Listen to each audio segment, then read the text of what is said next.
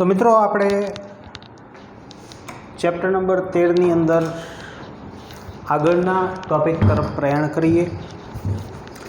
આપણે ભણી રહ્યા હતા વસ્તીના લક્ષણો, જેમાં વસ્તીની વૃદ્ધિ એની જે પેટર્ન છે, એની જે ભાત છે,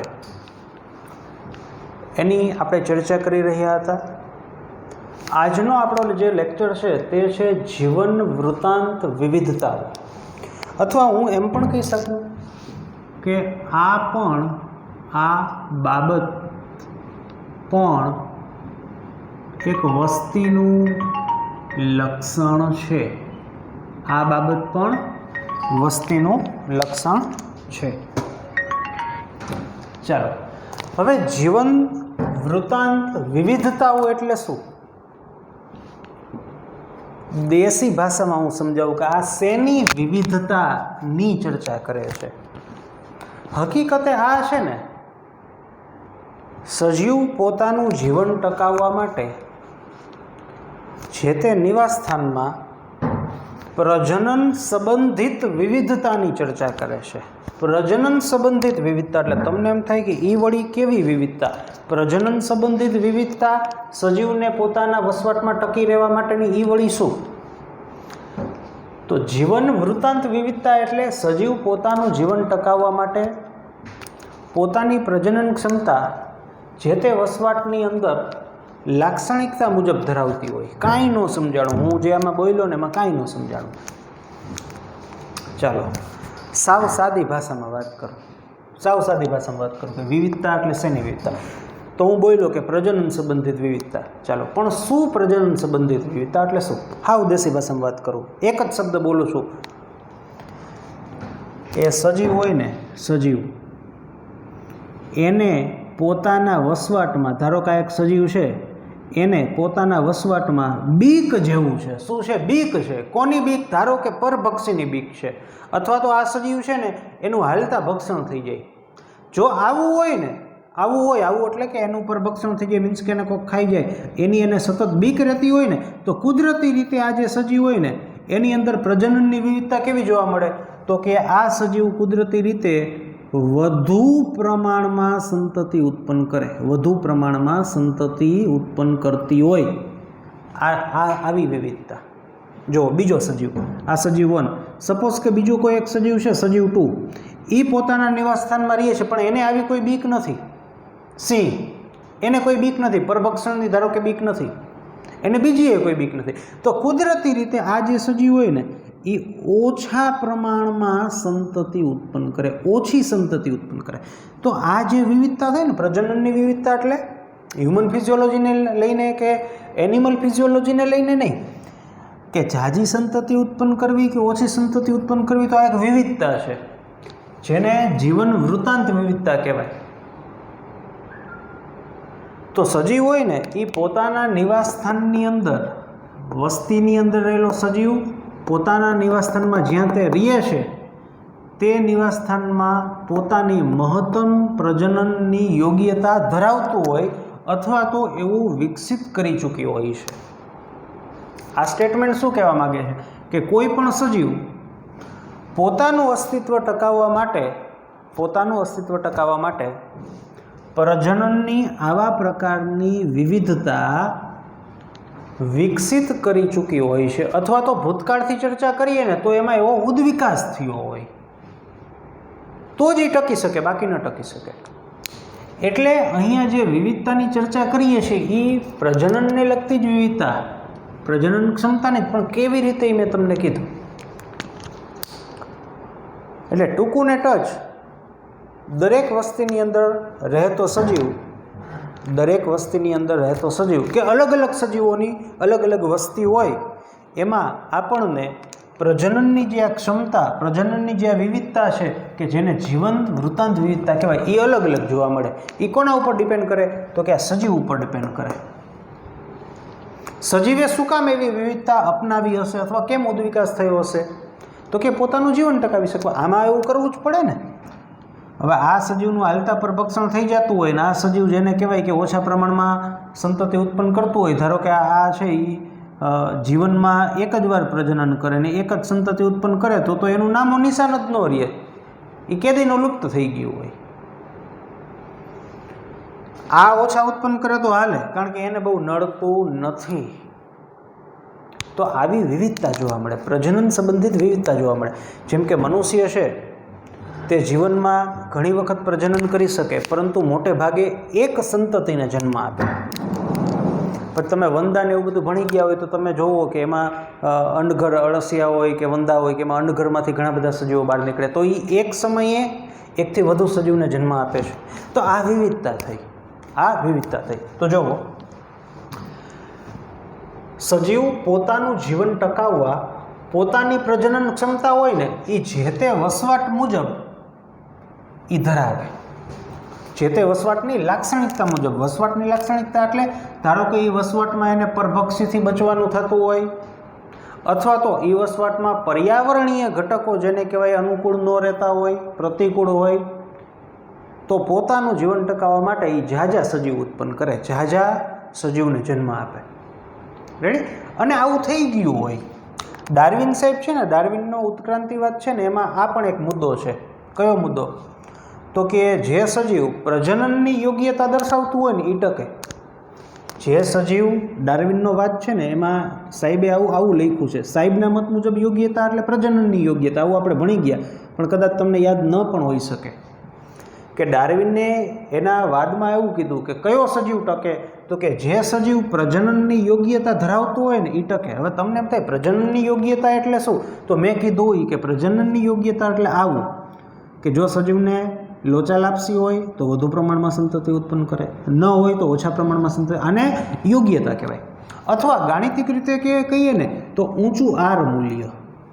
પ્રજનનની યોગ્યતાને ગાણિતિક રીતે વ્યાખ્યાયિત કરવું હોય તો ઊંચું આર મૂલ્ય. આર એટલે શું? કાલે જ જોયું હતું, બર્થ માઇનસ ડેથ. તો આનો જે બાદબાકી કરી એ ઊંચું આવે એનો મિનિંગ શું? કે જન્મદર વધુ છે એટલે કે વસ્તીની વૃદ્ધિ થઈ રહી છે. ઊંચું આર મૂલ્ય એટલે સાદી ભાષામાં આપણે આને બાદબાકી કરીએ એટલે વસ્તીની વૃદ્ધિ થઈ રહી છે. તો પ્રજનનની યોગ્યતા ધરાવતા સજીવો કેવી વસ્તી એમાં વૃદ્ધિ થાય. તો પ્રજનનની યોગ્યતાને ડાર્વિનિયન યોગ્યતા પણ કહેવાય. હવે ડાર્વિન સાહેબે કીધું એટલે ડાર્વિન સાહેબનું નામે ઠપકારી દીધું કે પ્રજનન યોગ્યતાને ડાર્વિનિયન યોગ્યતા કહેવામાં આવે છે. સપોઝ કે કોઈ વસ્તીમાં સજીવો ડાર્વિનિયન યોગ્યતા ધરાવતા નથી એવું તમને કીધું એટલે તમારે સમજી જવાનું કે આ સજીવો પ્રજનનની યોગ્યતા ધરાવતા નથી. એટલે તમારે સમજી જવાનું કે જે દરથી પ્રજનન થવું જોઈએ, જે દરથી વસ્તીનો વધારો થવો જોઈએ એ નથી થતો, એટલે એ કાળક્રમે ટકે નહીં. આમાં કેમ આ સજીવ મેં કીધું એમ ધારો કે એક જ સજીવ આપે, એક જ સજીવને જન્મ આપી એ એક જ વખત, તો એ લાંબો સમય ન જીવે, તો એ લાંબો સમય જીવે નહીં. એટલે જીવન વૃત્તાંત વિવિધતા એટલે પ્રજનનની વિવિધતા. કયા સંદર્ભે વિવિધતા એ મેં તમને સમજાવ્યું. ચાલો હવે આગળ જેમ સમજીએ એમ તમને વધારે ખ્યાલ આવતો જશે. જો વસ્તીની અંદર સજીવ પર એક ખાસ પ્રકારની પસંદગીના દબાણને વશ, વસ્તીની અંદર જે સજીવ રહેતા હોય ને એના ઉપર એક દબાણ લાગે. આ દબાણને વશ થઈને જે તે સજીવની અંદર ઉત્તમ પ્રાજનિક પ્રયુક્તિઓ વિકસેલી હોય. મેં તમને કીધું પણ આને ઉદાહરણ તરીકે ફરીથી સમજાવું. ધારો કે એક વસ્તી છે, એમાં સજીવ છે. હવે એના ઉપર કયું દબાણ છે? તો કે એના ઉપર દબાણ છે પરભક્ષણનું, કે એને હાલતા કોક ખાઈ જાય છે. તો આ દબાણ આવે તો આ દબાણને વશ થઈને જ આવો ઉદ્વિકાસ થયો હોય. આ દબાણને વશ થઈને જ આ સજીવમાં કેવો ઉદ્વિકાસ થયો હોય? તો કે આ સજીવ છે ને એ વધુ પ્રમાણમાં સંતતિ ઉત્પન્ન કરે, આવો ઉદ્વિકાસ થયો હોય. એટલે અહીંયા કવિ એવું કહેવા માગે છે કે કોઈ પણ સજીવની અંદર જીવન વૃત્તાંત વિવિધતાઓ એટલે કે પ્રજનનને લગતી જે આ વિવિધતાઓ છે તે સજીવ જે વસવાટમાં રહે છે આ વસવાટની અંદર આવતા આવા દબાણો એને આધીન થયો હોય છે. જો આને આવું દબાણ ન હોત ને તો એ વધુ પ્રમાણમાં સંતતિ ઉત્પન્ન ન કરે. રેડી? ચાલો આગળ. હવે આપણને એક્ઝામ્પલ આપ્યા છે અમુક, જોઈએ એક્ઝામ્પલ.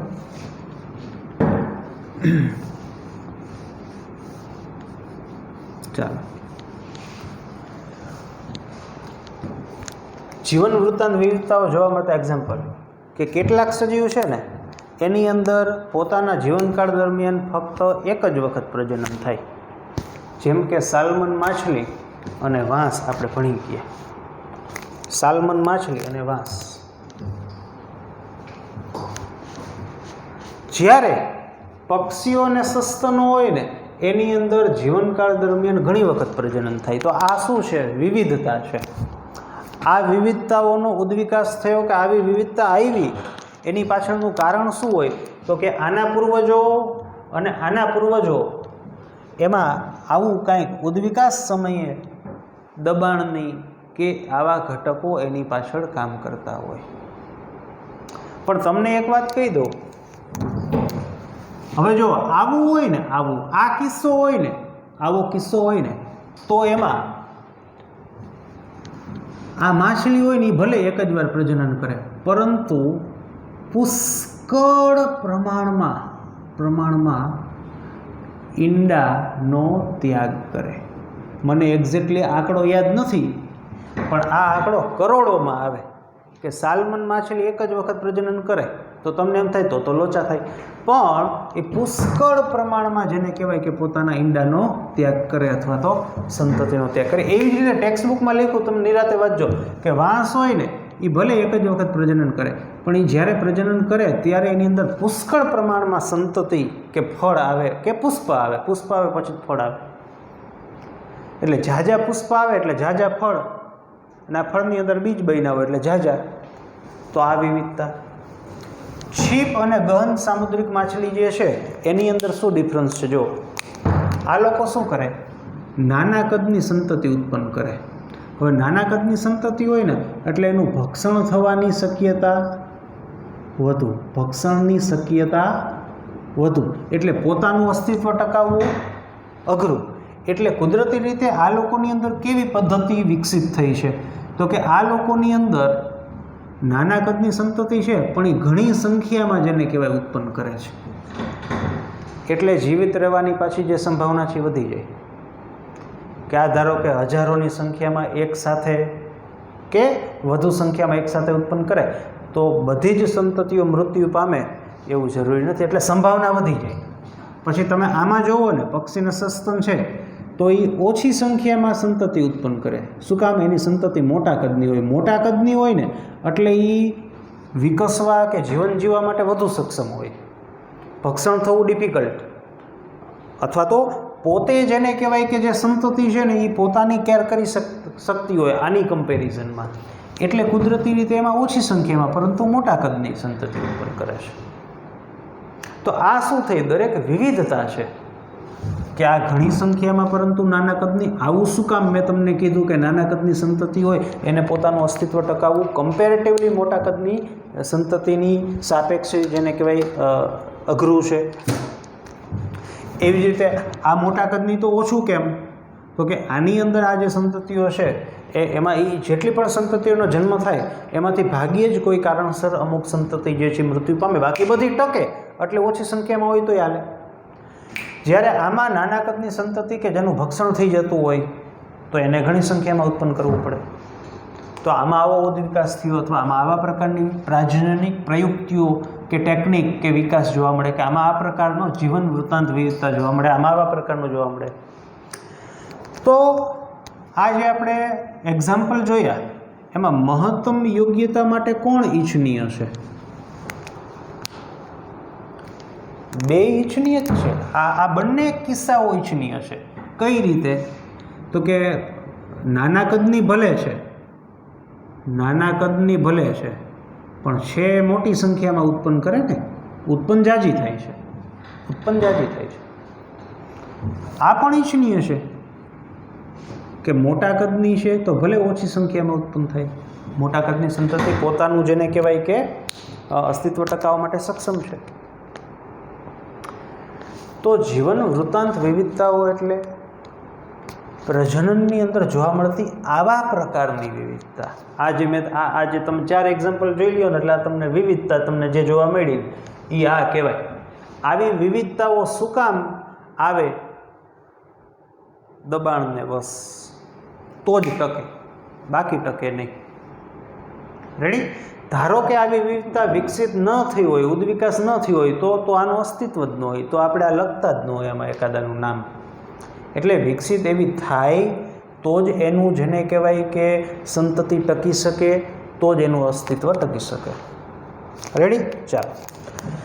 સજીવ ઉપર જૈવિક અને અજૈવિક ઘટકો.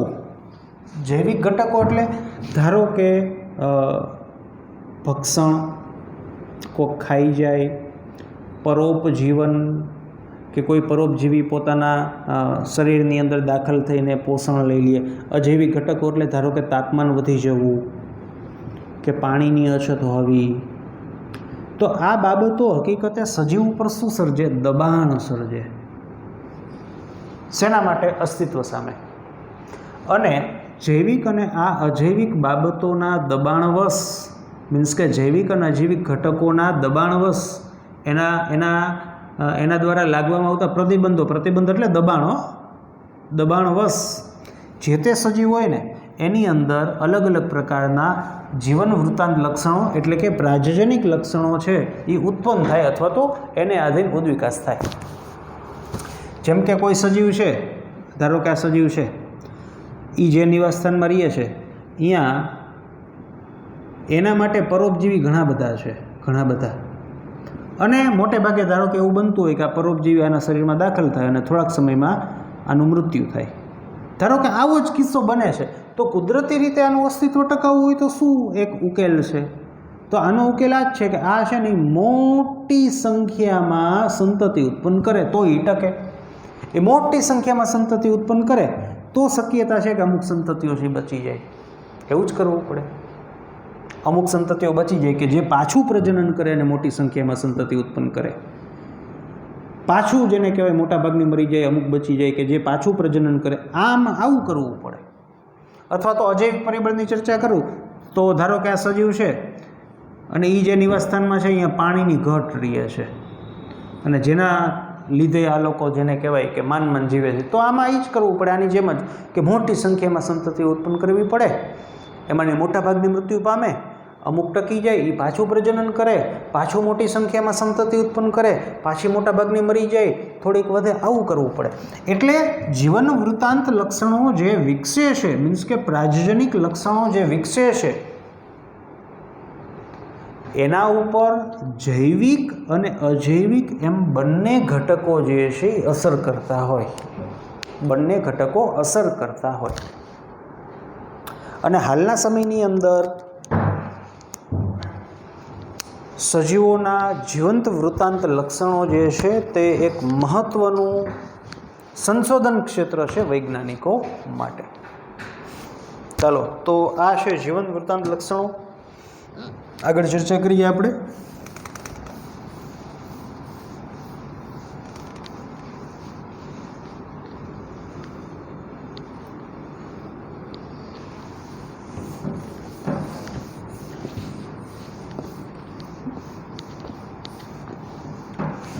વસ્તીનું લક્ષણ, આંતરક્રિયાઓ.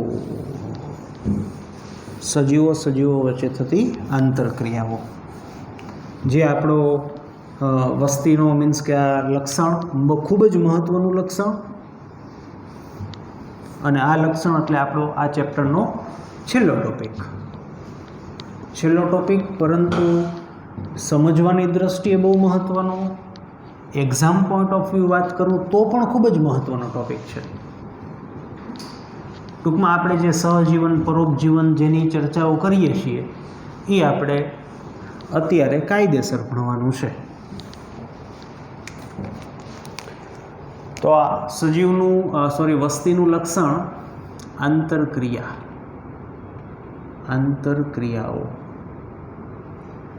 સજીવો વચ્ચે થતી આંતરક્રિયાઓ. રેડી? ચાલો. હવે સહજીવન હોય, પરોપજીવન હોય, ભક્ષણ હોય, સહભોજિતા હોય, પ્રતિજીવન હોય, સ્પર્ધા હોય, આ બધી સજીવોની અંદર સજીવો વચ્ચે થતી એક પ્રકારની આંતરક્રિયાઓ છે. ચાલો, હવે આ ટોપિક જે છે ને સ્ટાર્ટિંગથી શું સમજાવે છે, હું એને દેશી ભાષામાં રજૂ કરું છું. પહેલી વસ્તુ એ કે આંતરક્રિયા ક્યારે થાય? આંતરક્રિયા ક્યારે થાય? તો કે બે શક્યતાઓ છે આંતરક્રિયાઓ ક્યારે થાય. પહેલી શક્યતા કે એક જ જાતિના બે કે તેથી વધુ સજીવ હોય તો આંતરક્રિયા થાય. તો કાં સહજીવન થાય, ભક્ષણ થાય, સ્પર્ધા થાય, પરોપજીવન થાય. બીજું કે એક જ જાતિના બે સજીવો વચ્ચે જ આંતરક્રિયા થાય એવું નથી. બે કે તેથી વધુ જાતિના સભ્યો વચ્ચે પણ આંતરક્રિયા થાય. ચાલો પહેલાં આ સમજાવું પછી આ સમજાવું. ચાલો, એક જ જાતિના બે સજીવ એટલે આપણે લઈ લીધું બે ગાય, આ પહેલી ગાય, આ બીજી ગાય, બે એક જ જાતિના થયા, એની વચ્ચે આંતરક્રિયા થાય. આંતરક્રિયાનું નામ આપી દઉં હું સ્પર્ધા. કઈ બાબતે સ્પર્ધા થાય? તો આ બાબતે સ્પર્ધા થઈ શકે, ખોરાક મેળવવાની બાબતે. ખોરાક મેળવવાની બાબતે સ્પર્ધા થાય. ચાલો આ સમજાવું. આ ઘાસ છે, આ છે ઘાસ, પાછું ઘાસ રાખ્યું.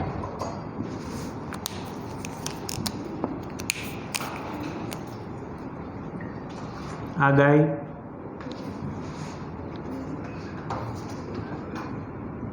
આ હરણ,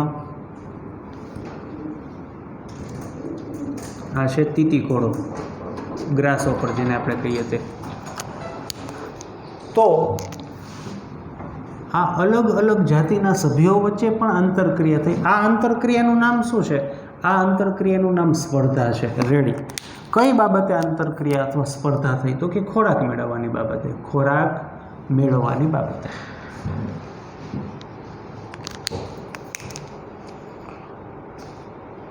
રેડી?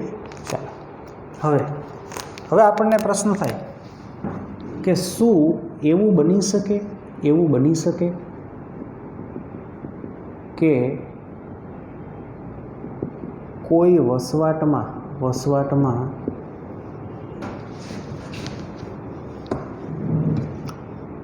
આવા પ્રકારની આંતરક્રિયા ન થાય? શું એવું બની શકે? તો આપણે વિચારીએ, આપણે કહીએ ચાલો હા. તો આનું મિનિંગ શું થાય કે તે વસવાટમાં એક જ પ્રકારના સજીવ રહેતા હોવા જોઈએ. તો આપણને વિચાર થાય કે ધારો કે કોઈ એક જ પ્રકારના સજીવ રહેતા હોય તો એને ખાવાનું કોણ આપે? ધારો કે આપણે વિચારીએ કે ધારો કે કોઈ એક વસવાટ છે, અહીંયા ફક્ત હરણ જ છે, હરણ. તો આપણને થાય ખાલી હરણ આ એક જ પ્રકારનો સજીવ હોય તો એને ખાવાનું કોણ દે? મીન્સ કે વનસ્પતિ તો જોઈએ જ ને. તો આપણને એમ થાય નહીં, આ પોસિબલ ન બને. તો આપણે આવું વિચારીએ કે ફક્ત વનસ્પતિ જ હોય તો એને, કારણ કે એ તો જાતે બનાવે છે ખોરાક. કોઈ એક વસવાટમાં ખાલી વનસ્પતિ જ રહેતી હોય તો શું આવી આંતરક્રિયાઓ થાય? તો આપણે કહીએ કે ના, ન થાય. પણ મિત્રો, કવિ એવું કહેવા માગે છે કે કોઈ વસવાટમાં ફક્ત એક જ પ્રકારના સજીવ રહી શકે નહીં. એટલે કવિએ ડાયરેક્ટ કીધું કે ફક્ત વનસ્પતિ જ હોય તેવું શક્ય નથી. કોઈ વસવાટની અંદર ખાલી વનસ્પતિ જ હોય ને એવું શક્ય નથી. શા માટે? તો કવિ એમ કહે છે કે વનસ્પતિને પોષક દ્રવ્યની જરૂર પડે, હવે આ પોષક દ્રવ્યો હોય ક્યાં? જમીનમાં. એનું શું થયું હોય? તો કે રાસાયણિક ચક્રીયકરણ થયું હોય. રાસાયણિક ચક્રીયકરણના લીધે જ જમીનની અંદર પોષક દ્રવ્યો છે કાર્બનિક દ્રવ્યમાંથી ઉમેરાય, અકાર્બનિક દ્રવ્યમાં પરિણમે. તો રાસાયણિક ચક્રીયકરણ થવા માટે કોની જરૂર પડે? વિઘટિત અથવા વિઘટન કરનાર બેક્ટેરિયા, ફૂગની. તો વનસ્પતિ જ્યાં રહેતી હોય ત્યાં જમીનમાં ભેગા બેક્ટેરિયા તો જોઈએ જ, નકર ન હાલે. પછી કવિ આગળ એમ કહે છે કે પરાગનયન માટે પ્રાણીઓની આવશ્યકતાઓ છે, કીટકોની આવશ્યકતાઓ છે. પ્રાણીઓની અંદર કીટકોની આવશ્યકતાઓ છે. પવન પરાગિત હોય તો વાત અલગ છે, પવન પરાગિત હોય તો ઠીક છે, પણ તોય બેક્ટેરિયાની જરૂર તો પડે છે. એટલે કવિ એવું કહે છે કે વનસ્પતિ એકલી ન રહી શકે, પ્રાણી તો હાવે ન રહી શકે, એટલે વનસ્પતિની સાથે સાથે બેક્ટેરિયા અને પ્રાણીઓ તો જોઈએ જ. એટલે ન તો ભૂતકાળમાં વનસ્પતિ ક્યારેય એકલી હતી અને ન તો ભવિષ્યમાં હશે. પ્રાણી તો એકલા હાલે જ નહીં, એને તો જોઈએ જ, એ તો એકલા હાલે જ નહીં. આ તો વનસ્પતિમાં હાલે એવું લાગતું હતું પણ એ ન આવેલું. એટલે તમને ખબર પડી કે આ આખી મેં જે વાર્તા કરી ને, આ જે મેં આખી વાર્તા કરી, એને નાને શું લેવા દેવા? તો એને નાને એવું લેવા દેવા કે કોઈ પણ વસવાટ હોય ને, કોઈ પણ વસવાટ, એમાં કોઈ સજીવ એકલો ન હોય. એકલો ન હોય એટલે ઘણા બધા હોય, ઘણા બધા હોય ને એટલે કાંઈક ને કાંઈક આંતરક્રિયા તો થાય, કાંઈક ને કાંઈક હલાડા થાય જ. તમને એમ થયું કે આમાં શું આંતરક્રિયા થઈ વનસ્પતિને? તો આ વનસ્પતિમાં પરાગનયન કરે, તમે ભણી ગયા કે મધમાખી પરાગનયન કરે તો મધમાખી સામે જેને કહેવાય કે અમુક બેનિફિટે મેળવે છે, મધુરસ જે છે એ, અથવા તો પરાગરજને ખાય. તો વનસ્પતિ અને આ પરાગ વાહકો વચ્ચે એક પ્રકારનો સંબંધ કહેવાય,